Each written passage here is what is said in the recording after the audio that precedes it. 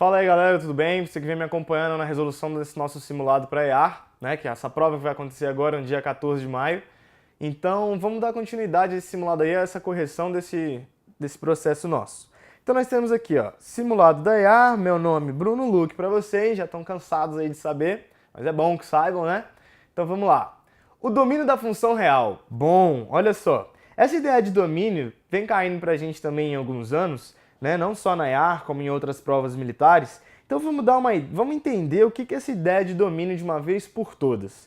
É o seguinte, galera. Essa ideia de domínio que ele dá pra gente é expressa numa fração, não é? Então eu vou te explicar agora todos os tipos que pode cair lá na nossa prova. Vamos supor que na nossa prova caia um domínio assim, ó, A sobre B, né? Bom, esse domínio A sobre B, eu entendendo sobre conjuntos, né, tendo uma ideia, eu sei que conjuntos não caem na EAR, mas é só uma ideia de fração que você tem já por matemática básica.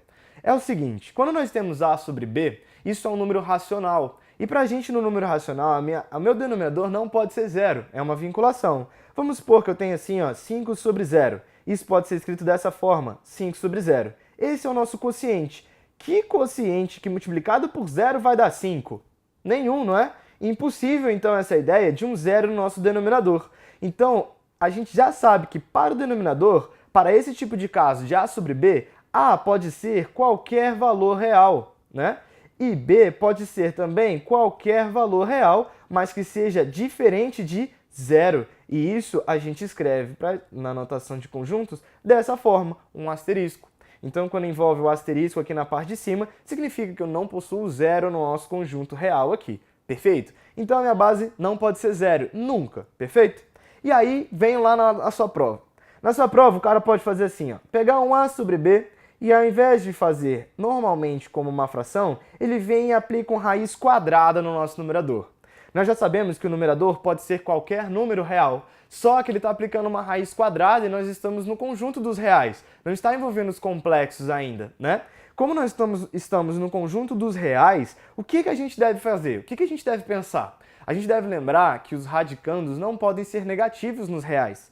E esse Azinho é um radicando, né? Então esse A não pode ser um valor negativo. Para isso vai ser assim, ó, raiz quadrada, né, de A tem que ser maior ou igual a zero. Lembrando que eu posso ter zero como valor de A. Raiz de zero dá zero e o numerador pode ser zero. Quem não pode ser zero é o denominador. Então eu tenho raiz quadrada de A. Raiz quadrada de A tem que ser maior do que zero. E a parte de baixo, B, tem que ser só diferente de zero, né? Então se cair um domínio desta forma, raiz quadrada sobre um valor que não tenha raiz quadrada, basta que você lembre que, opa, se é raiz quadrada não pode existir radicandos negativos. Então esse sistema tem que ser maior ou igual a zero. Perfeito? Essa é a ideia. Pode cair assim também pra gente, ó, A sobre B e uma raiz quadrada embaixo, ou raiz quadrada em cima. Eu não coloquei primeiramente a ideia da raiz quadrada em cima porque você já sabe. Se vier, você já sabe o que faz, só bota maior ou igual a zero. Agora, se vier na parte de baixo, você vai ter que restringir a parte negativa. Então não vai poder mais ser zero, né? E nem outro valor, não pode ser zero, nunca pôde. E não vai poder agora assumir nenhum valor que seja negativo. Então esse B pra gente tem que ser maior do que zero. Então é essa a ideia que a gente vai fazer quando cair esse tipo de situação. E também existe nossa última situação aqui, ó. Última não, mais uma situação. A sobre B.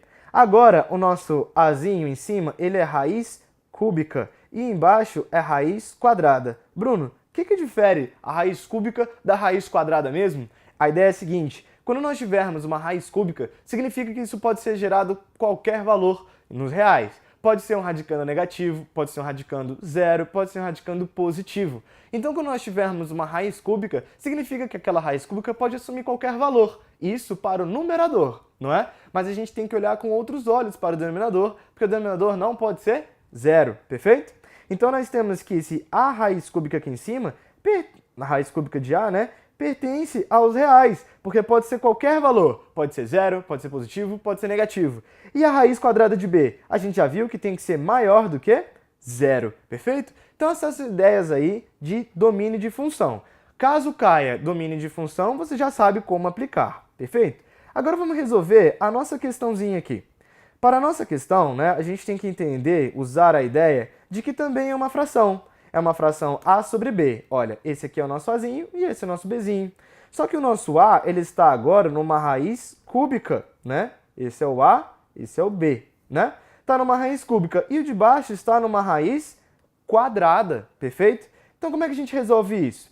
A raiz cúbica de x menos 1 pode ser qualquer valor. Então essa ideia a gente nem precisa resolver, porque aquilo ali, aquele x, pode assumir qualquer valor que eu quiser, que eu vou ter uma raiz cúbica de um valor real, perfeito? Bom, então a parte de cima é real. E a parte de baixo? A parte de baixo é uma raiz quadrada de x ao quadrado menos 9. E a gente já viu que quando tem raiz no denominador, isso tem que ser maior do que zero. Então a gente vai ter que x ao quadrado menos 9 tem que ser maior do que zero. Logo, x ao quadrado é maior do que 9. Então, galera, x ao quadrado maior que 9, a gente tem que x pode ser igual a mais ou menos 3. De boa? Que vai dar aqui pra gente a letra D. Cuidado com essa letra A aqui, perfeito? A letra A fala maior igual, ele quer te pegar, tá bom? Não é, ó, foge dela. Aqui ele também pensa em te pegar, ó, ele bota x maior que, diferente de 1, mas a gente já viu que na parte do numerador, ela pode existir, sim, pode ser real, perfeito? Se fosse 1 aqui, daria 0 e isso é perfeito pra gente. Tá bom, galera? Então essa aí foi a questão de número 4 pra gente, né? Me acompanha no próximo vídeo aí pra gente ver a questão de número 5, tá bom? Aquele abraço, valeu!